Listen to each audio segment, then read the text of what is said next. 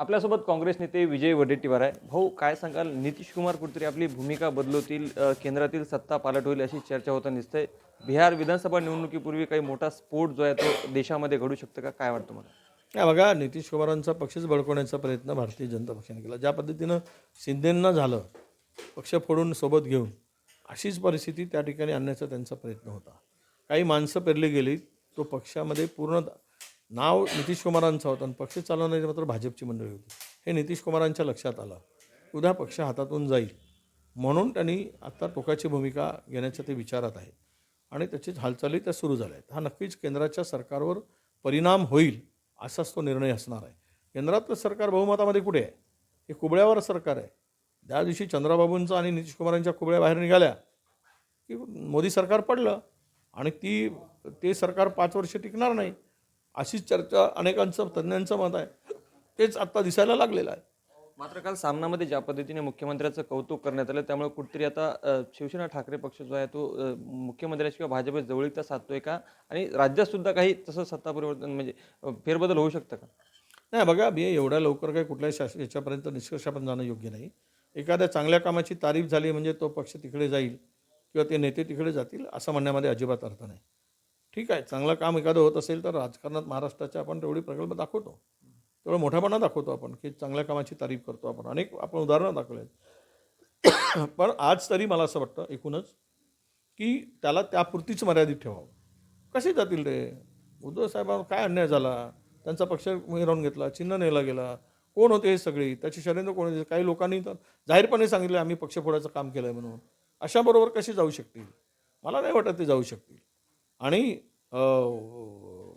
कोणाला तरी मग काय म्हणतात त्याला, एका म्हणजे म्यानामध्ये 2 तलवारी कशा राहू शकतील?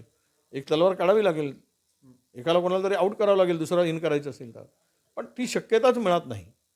इथे सुद्धा इंडिया आघाडी केंद्रामध्ये मजबूत आहे आणि त्यातल्या त्यात हे काही आत्ता जे वातावरण निर्माण होत आहे त्यामुळे केंद्रातलं सरकार स्थिर सरकार नाही, अस्थिर आहे.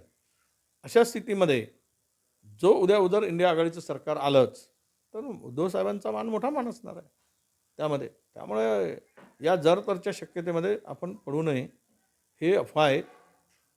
आणि महाराष्ट्रामध्ये जर देवेंद्रजी चांगलं काम गडचिरोली जिल्ह्यात केलं असेल आणि त्याच्यावरून जर तारीफ केली तर कोणी कोणाबरोबर जातो असा निष्कर्ष काढणं गैर आहे.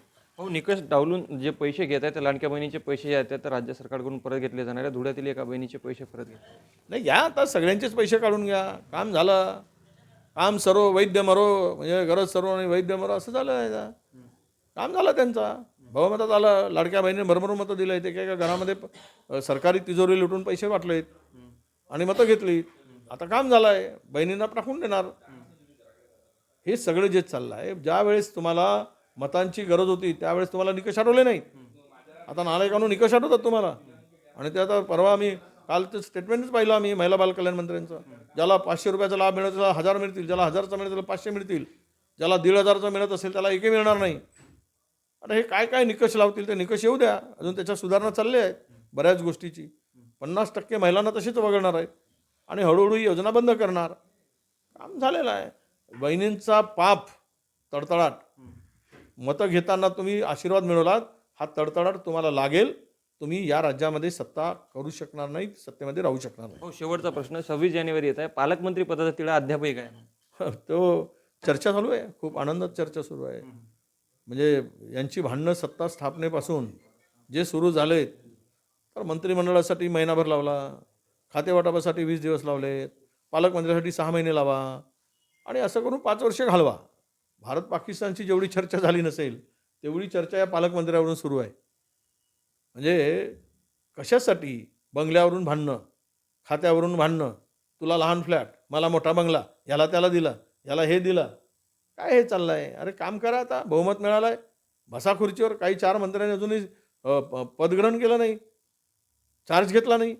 म्हणजे ह्यांच्या डोक्यात काय आहे मलाही कळायला मार्ग नाही, महाराष्ट्राला कळत नाही. आणि देवेंद्रजी एकटेच फिरत आहेत सगळीकडे, कोणाचा काही चेहरा दिसत नाही, सगळे कोण बोलत नाहीत. म्हणजे सरकारमध्ये मुख्यमंत्री तेच, मंत्री तेच, अशी स्थिती राज्यामध्ये आहे. कोणाचं कधीच काय दिसत नाही. तर यावरून मला आलवेल आहे असं मला वाटत नाही. खूप खूप धन्यवाद भाऊ. लोकशाही मराठीकरता मी ज्ञानेश्वर पवार, नागपूर.